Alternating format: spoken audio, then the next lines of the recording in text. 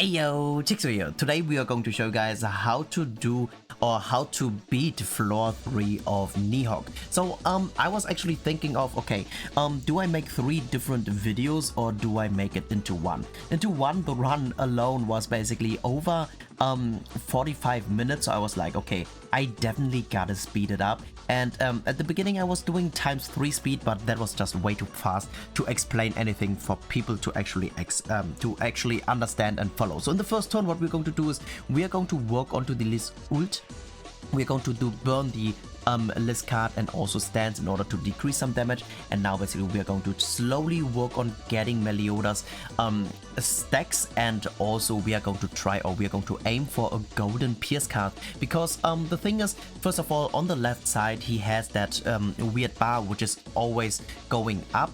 And in order to completely remove it, it's best going to be with one golden pierce card, because that reduces 60% already, while an ult does, I think it was 20% or 30%, I'm not sure right now, I think it was 20%. So optimally, you want to use 2 ults, the Meliodas Pierce or 2 Meliodas Golden Pierce. That would be good and very OP as well. So here, as you can see, we were really lucky with getting that so early already. Another thing as well is there are some mechanics in this boss. So first of all, whenever he has the stance, you are heal blocked. So you always want to try to get rid of his stance. And also whenever he uses his buff, your very first card will be actually get sealed for 2 turns. So here, as you can see, like, it's not really the end of the world, but it's really annoying. So it would be best if you are actually going to be able to basically use, like, for example, a buff or stance in that turn. So here, as you can see, we are going to actually get sealed, but that's not a problem because we have different ults we are going to use. So I went for that. So as you can see, the buff went away, and then we're going to continue. And yeah, this boss basically is, or you have to learn this boss phase by phase, in my opinion. That's why I was also thinking of doing the 3 different videos. But yeah, so basically what you do in phase 1 is just try to get the ult of not the ult, the golden pierce of Melee, and try to move transition. Best would be with full HP. Here basically what you're going to do is you always want to try to stance cancel if possible whenever he stances, and in the first turn, because that will decrease the incoming damage, which is super helpful if you do that. The problem is though, whenever you use the stance, his bar goes up. So basically whenever he has a bar, he will be immortal. But the cool thing about using a stance is though that you are actually going to put a weakness onto him. You actually have to click on it to see whatever the weakness does, and the weakness is basically when you do that, you will actually decrease his percentage by quite a lot, which is going to be super helpful. So here, for example, we are going to ult into him, which means, or basically stance cancel into him, which means he will get another weakness, which you can see on the gray stacks. You would have to check. I honestly do not. I still cannot remember what is what. And then you slowly weaken him down and basically try to stance cancel him every turn while you try to survive. So basically, like, for example, here I'm super lucky, because as you can see, whenever he ults, it's an AoE XOR, and he does a shit ton of damage. He literally does a shit ton of damage and wipes you usually whenever he ults and uses another card. But I was super lucky in this run. He luckily ulted and he only double single targeted. That is basically, or almost the, or eventually the one of the only ways in order to survive easily. Best would be here, for example, if you are able to actually stance buff cancel him so that he cannot or that his what is called his XOR is going to be removed. But basically in this turn, there's not really much to do besides of stalling. You can almost stay here forever, and I don't know if you guys have seen that, but Diane almost died. She literally had 1 HP. I was so happy about that.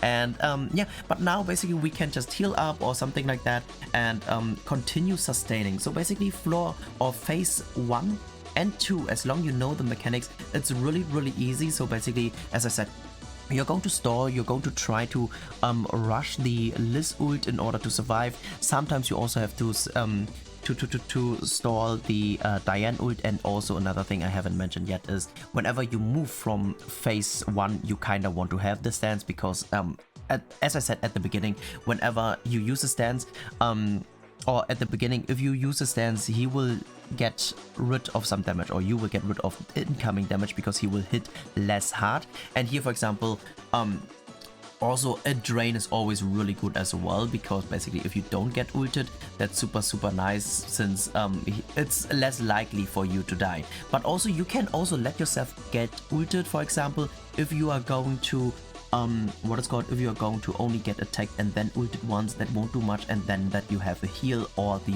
ult of melee, that way you can remove it as well. But as you can see, like, the bar of him isn't really high anymore, so it's not really going to be worth it to let him ult and tank that, to take risks, because we, at the moment at least, have a lot of dissolves, which are going to be really nice, and we still have more.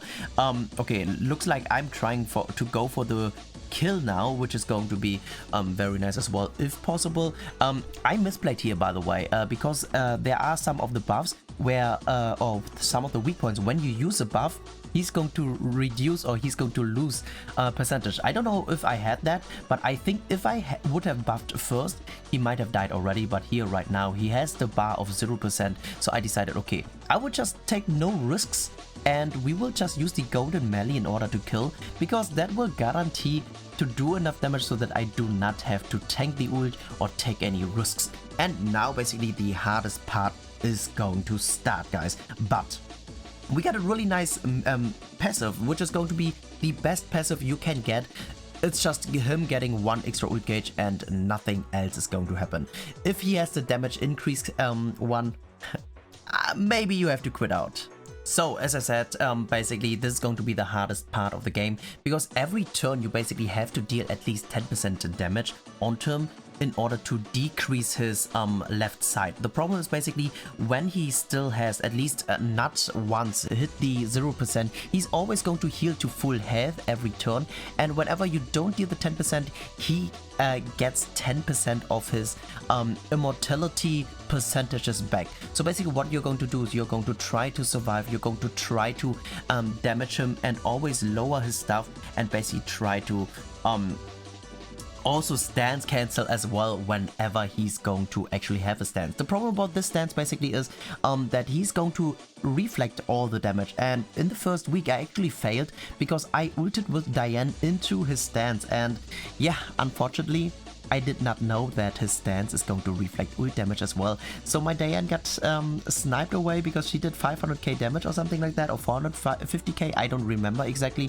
And yeah, that definitely fucked up quite a lot, but basically what we can do now is actually try to stall forever, always try to get a stance cancel whenever he's going to have the stance, as I said, and also if possible, like for example, getting a heal up and stance as much as possible, because the problem is basically when you get too much, or if you get damaged too much, or your list dies, your run is basically over. But as you can see right now, we have no problem at all, and we can even drain him while we slowly work back onto the list ult.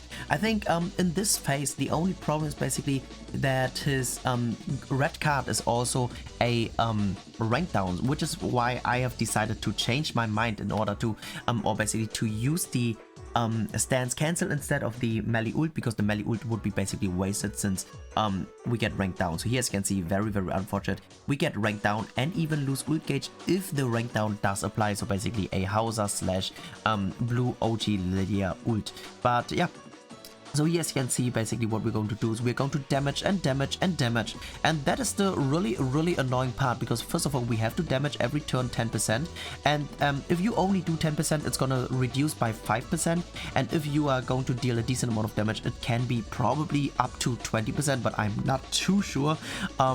And yeah, the problem though is that he, as I said, he always heals up to full health. So it's like only half of the work in order to reduce all his percentages bar. Maybe I should have for the for the last phase, I should have probably done ×3, because this actually takes a shit ton of time, and I don't even honestly know what exactly I should be talking in order to show you guys, but here as you can see, unfortunately we didn't deal 10%, so he got 10% back, and it takes forever. It really takes forever, and we just continue using some ults. Also, by the way, burning some ults at the beginning is never wrong, but as I said, try to basically not merge cards in order to have them 2-star when you need them, whenever he has the rank down, and also try to always stand to survive, or also try to sometimes cleanse, because the poison, if it's on someone else than Diane, it can deal a shit ton of damage.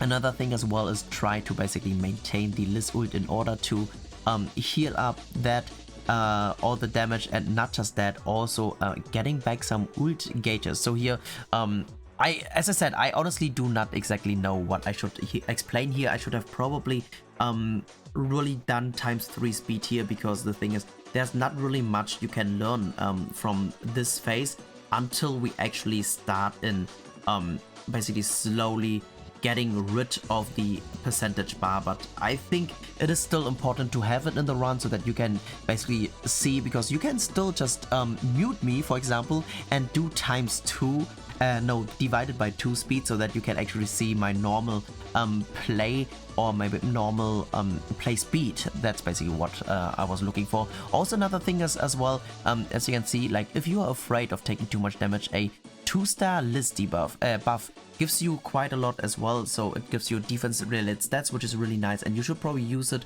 or I mainly probably used it because it basically, what it's called, it basically reduces some damage as well, and it would have gotten ranked down. So like for example, if you do get or super lucky and have a golden Liz buff, that's super helpful as well, because the thing is, when he actually hits the 0% bar, he only heals from his lifesteal. So basically, if you actually are able to get rid of a lot of damage, incoming damage from, for example, the stance of Diane, and also the golden defense related stat increase, that's gonna be really helpful. So yeah, by the way, big credits to Gun.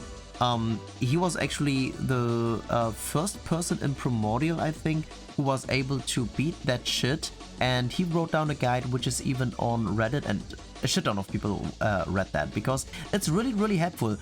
So here as you can see, we are actually slowly hitting the 0%, and you will see that after hitting the 0%, it's just halfway through, because even though he's not gonna heal up passively anymore, he still is going to get back a lot of health based on his lifesteal. So another thing as well is basically that you also kinda want to try to basically have the stance up every freaking turn, because the thing is, whenever he does damage, it's what is going to be called, he just lifesteals a shit ton. So here, as you can see, because he has 0%, so now basically is when it actually starts again. So it's actually like a phase 4, because as I said, now he cannot heal up unless you, I mean, he can't even heal up besides of the lifesteal, but I think we don't even deal the 10% here, so he's going to get 10% back.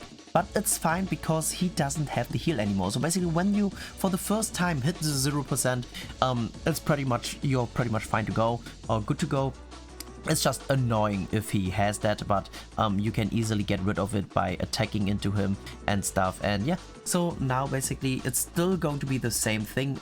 You're going to try to survive as long as possible. You're going to try to heal up your units in order to survive, and slowly making him low enough so that you can actually one-shot him. So the video is actually, or the run is actually still pretty long. Once again, I really regret that I did not do the 300% speed on phase 3, because yeah, it still takes a while until we actually beat it. But once again, maybe making it ×3 might be way too short then, because the thing is, I think it's really hard to follow everything what we are doing as well, because the thing is, once again, it's always trying to basically drain him, for example. His ult doesn't do much damage, by the way, but it's super helpful if you can actually drain him, if you can actually damage him as much as possible, and then trying to heal up everyone or get back the ult gauges by using the Liz ult, and also sustaining. Because the thing is, you guys will see here, oh no, we don't have a freaking stance anymore, and he's going to heal up by so much, and that's just gonna be so freaking annoying.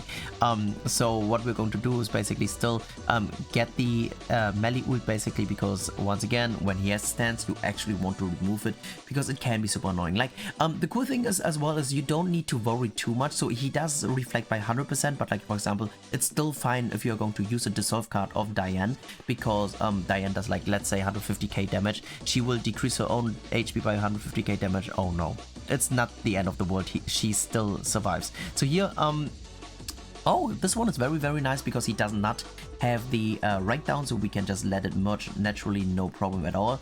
And now basically what we need is, we just want to try to, as I said, damage as much as possible, and then also what it's called, and then also get back all the ults if possible and stuff.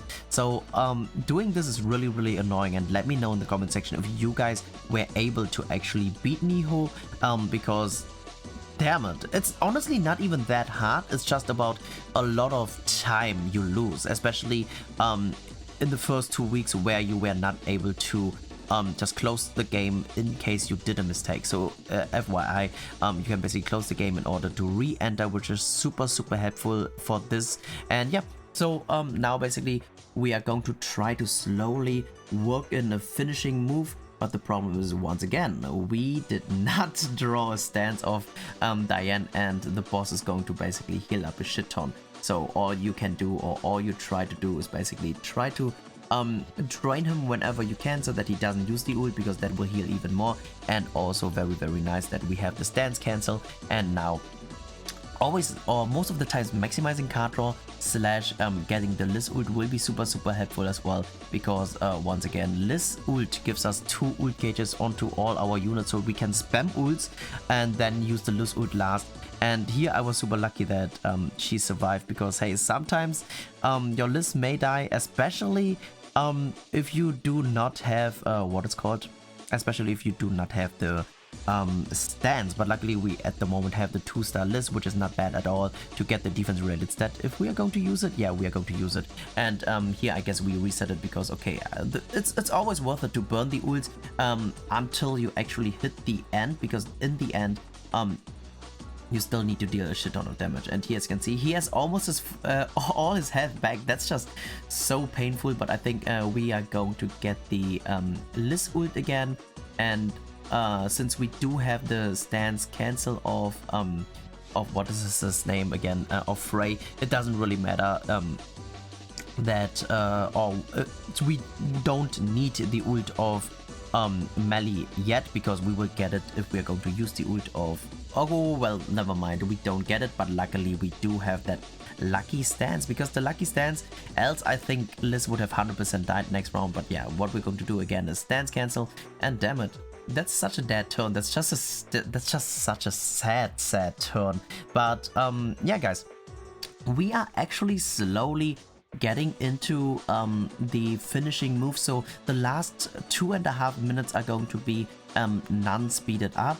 That's going to be basically when I'm about to beat it, and there were 2 possibilities I would have been able to do in order to make the run, or in order to finish the run. So here, as you can see, it's still just basically trying to do the brute force, because the brute force will help us. And if you are able to actually drain him permanently, like if you are super lucky and get Diane drains, and he has always ult, or when he has ult, that you get all the Diane drains, that would be really nice as well, because the ult just heals up way too much from the lifesteal.